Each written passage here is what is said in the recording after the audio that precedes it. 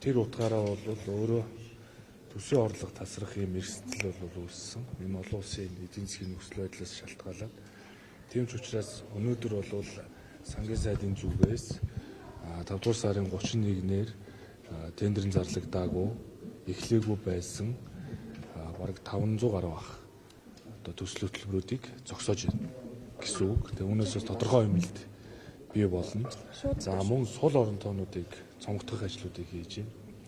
За төрийн албанд бас зүтгэж байгаа төрийн албан хаагч нар яг хуулийнхаа дагуу цалингаа авч итэл үндэсний хороо зөвлөл гэдэг нэртэйгээр одоо ийм байгууллага байгуулад авж байгаа цалин нь одоо төрийн албан хаагчдаас өндөр байгаа нь өөрөө шудраг бус.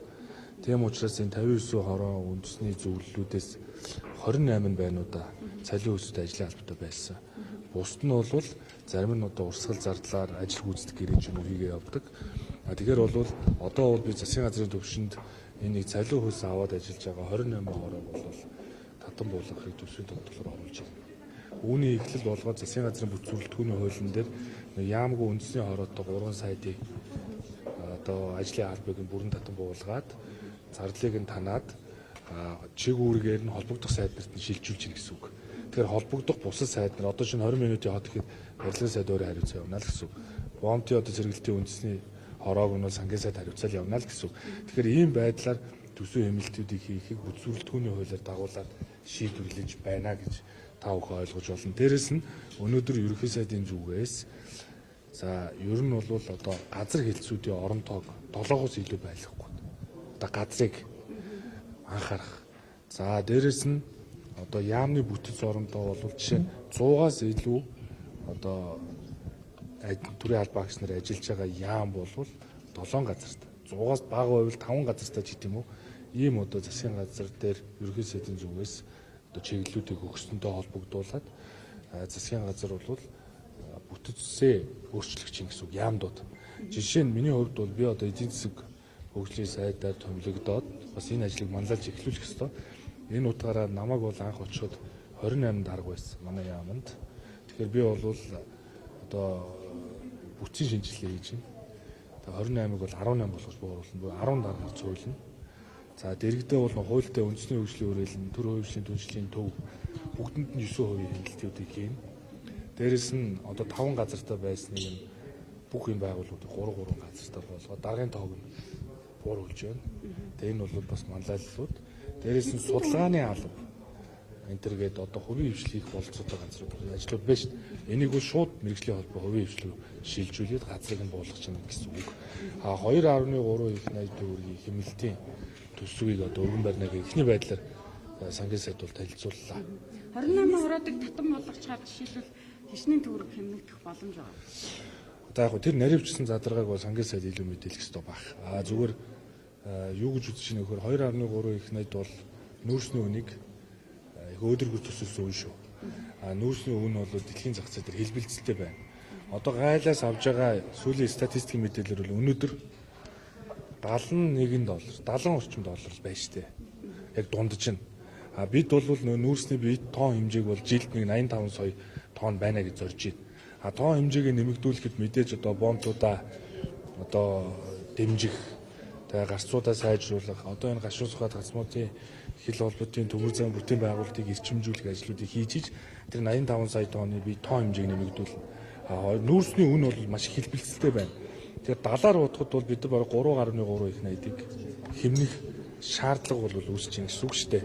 Тэгэхдээ эдийн засгийн энэ одоо сорилтуудыг ард түмний нуурын дээр үүрүүлэхгүй тулд бид нар нэг тийм тэтгэвэр тэтгэмж рүү эсвэл одоо хүүхдийн мөнгө рүү бусад одоо ард иргэдэд хүрдэг энэ үйлчилгээнүүд рүү гард өрөхгүйгээр дарга нарын тоог нэмэгдүүлэх, чиг үүргийн шинжилгээг оновчлох, дээрээс нь одоо өнөөдөр шиг нэг 500 гаруй төсөл хөтөлбөр зогсож байгаатай адилхан нөгөө гадаад дотоод томилтууд, судалгааны зардлууд, хэвлэл мэдээллийн зардлууд, дээрээс нь нөгөө гадаад сурталчилгааны зардлууд, нөгөө олон төрлийн панел, форум, элдв янзын зардлуудыг бол бүгдийг тагна. Тэгэхээр төр одоо бүсэж хангалж байна л гэсэн үг. Одоо энэ 500 гаруй тэрбум төгрөгийн эргүүлэн татаж байгаа төсөл хөтөлбөрүүд бол дандаа эрүүл мэндийн салбар ч гэдэм үү те энэ нөгөө иргэдийн амьдрал шууд нөлөөлөх, нийгмийн харалтаа одоо хоног төхөөрөмж худалдаа авах энэ зарлал эргээд татагдчихсан. Энэ бол хуультай. Төсвийн тухайн хууль, хэмжээний тухайн хууль руу чигч чинь сайд нар бол. Тэгэхээр үнэхээр ингээд хугацааны хувьд энэ хуулийн зарлалтай холбоотой асуудал байсан юм уу?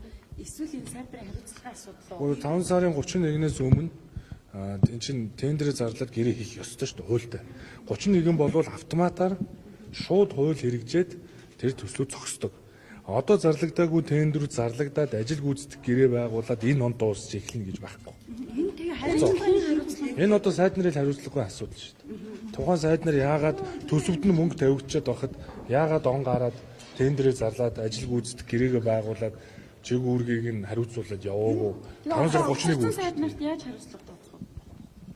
Гэхдээ одоо энэ чинь шинээр төвлөгдсөн сайд нар одоо анхаарах хэрэгтэй энэ ажилда. Улсын төсөвт хөгжлөг иргэд амсгах гэдэг нь л да. Жишээлбэл их хүүхдийн эрүүл мэндийн үндэсний төвийн одоо томографи аппарат худалдаа авах зардал 60 тэрбум төгрөг дотор багтсан байсан бол эрүүл мэндийн яамны энэ зардлаа эргүүлэн татуулж юм. Тэгэхээр яах вэ? Тэгээд одоо хуулиараа татуулна шүү дээ. Тэгэхээр яах вэ гэхээр энэ шаардлагатай санхүүжилтийг одоо шинээр төвлөгдсөн сайд нар эх оны төсвийг 9 сарын 1-ээс өмнө өргөн мэдүүлэх ёстой бид нэр. Тэгэхээр 9 сарын 1-ээс өмнө төсөвтөө тусгаад тэгээд их хурлаар оруулаад төсөв батлуул. Ер нь бол хамгийн сайн зүйл юу гэхээр төсөв хилцээд батлагдчих байхад тендерийн сонгон шалруулалтын ажлын даалгаврыг боловсруулаад дуусдаг байхгүй. Тэгээд боловсруулаад, заарлаад, тэгээд нээлттэй сонгон шалралтанд компаниуд ороод ирнэ. Хуулийнхаа дагуу одоо үнийг нь харьцуулна. За тэгээд нэгэн шалгарлаа гэхэд айгүй бол одоо шалгарсан дахиад нэг гомдол гаргана. Шүүхийн процесс явна. Гэсээр хагаад эн чинь хугацаа айгүй хэрэгтэй байдаг байхгүй. Тэгэхээр ер нь туршлагатай сайд нар бол тэн одоо ер нь төсөв батлагдж яхад л ажлын даалгавраа боловсруулаад тендерийнхаа хорог байгуулаад нээлттэй сонгон шалралтад зарлаа явуулдаг. Танай эдийн засгийн хөгжлийн яамнаас жишээлбэл эргүүлэн татдаг. Хөгжлийн яамн дээр эргээд харахад бол зураг төсвийн нэлээд олон ажил байх шиг байна. Зураг төсөө. Тэгээ одоо жишээ нь зураг төсөв чинь нэгдсэн зураг төсвүүд эдийн засгийн яам дээр тавигддаг. Тэгээ энэ бол одоо нэлээд зураг төсвүүд бол татагдаж байна. Гэхдээ одоо төсвийн тодтголыг яг өргөн бариаг байна шүү дээ. Өнөөдөр бол бид нар тал бүрээс нь хилэлцсэн. Тэгэхээр яг тодтголыг өргөн барихад яг наривчлан мэдээлэхгүй бол буруу зүрх одоо нөө эцлээгүй мэдээлэл дуулгах зохимжгүй. Зүгээр засгийн газрын бүтэц бүрэлдэхүүний хуулийг өнөөдөр ерөнхийлөгчдөө зөвшөлдсгөө одоо ерөнхий сайд өргөн мэдүүлнэ. Үүнийг дагаад төсвийн тогтвортой байдлын хуулийн дээр нэг юм заалт байна.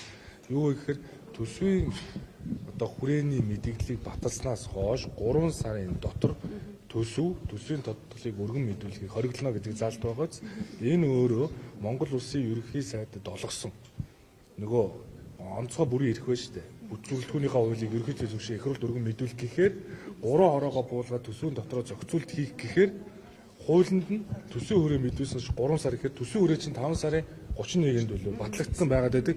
Тэгэхээр 8 сарын 31-ээс нааш өөрөө одоо бүтцээ багасгаад зарим одоо салбар сайд нараа буулгаад төсвийн өсвийн шилжүүлэлт хийхээр ерөнхий сайд өөр ямар ч үйлдэл их болцоог болчиход байна шүү дээ. Тэгэхээр энэ ерөнхий сайдын онцгой бүрийн эрх учраас нөгөө 3 яамгүй сайдын төсвийн ерөнхийлөгчийн загшигч нарын хооронд төсвийн мөнгөний шилжүүлээд танах гэхээр ийм асуудал байгаа учраас төсвийн тогтвортой байдлын хуулийн дээр бид одоо засгийн газрын бүтэцүүлэлтгүйний хууль өргөн мэдүүлэх тохиолдолд бол энэ заалтыг дагаж мөрдөхгүй ч гэдэг юм уу өөрчлөлтийг хийх шаардлагатай гэдгийг бас өнгөрсөн засгийн газрын хурал дээр ярьсан.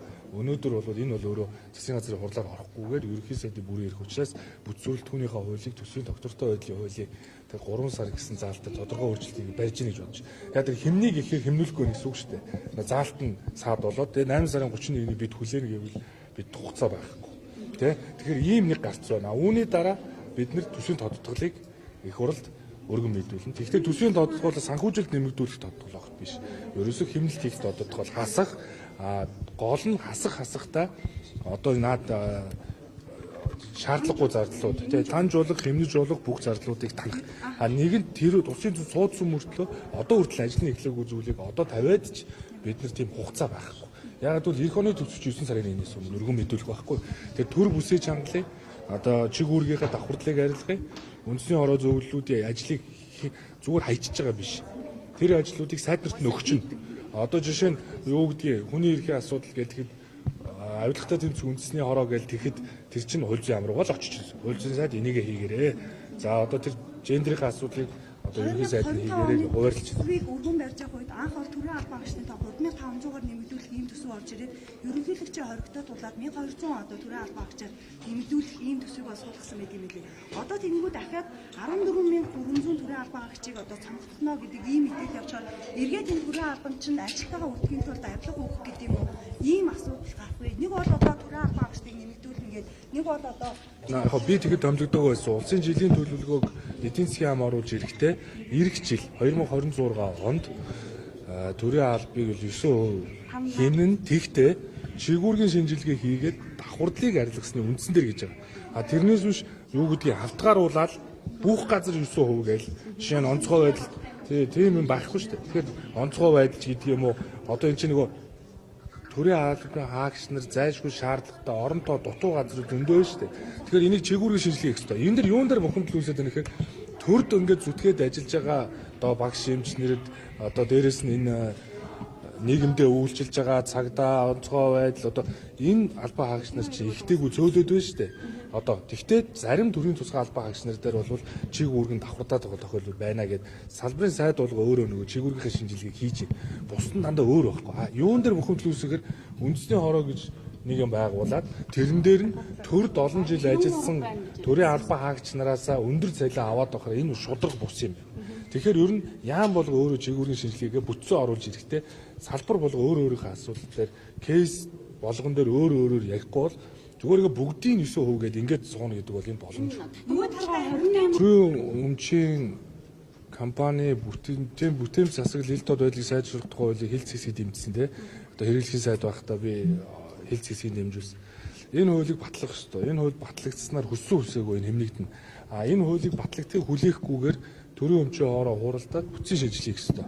Бүтэмжийн менежер, хяналтын менежерүүдийг гэдэг ийм одоо статусыг болвол хэмнээ гэдэг ийм л бодлого барьж байгаа. Ерөнхий сайдын зүгээс ч гэсэн. Гэхдээ жишээ нь ажилдаа одоо ажлын байрны тодорхойлолтонд нийцсэн чиг үүргийн хувьд тухайн байгууллагад хэрэгцээтэй байгаа одоо хяналтын менежерүүд гэсэн статусаар ажиллаж байгаа бас ажилтны албан агч нар байна шүү дээ.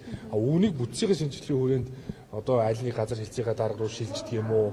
Тэ? Үнэхээр тэнцчихвэл ингээ явд юм уу? Энэ бол тэр дотор байгууллагын зохион байгуулалт. Ер нь бол бид нар газар хэлцсийн даргатай байна. Би 10 газар хэлцсийн даргыг буулгаад бүтцээ одоо засаар зүтгэж байгаа.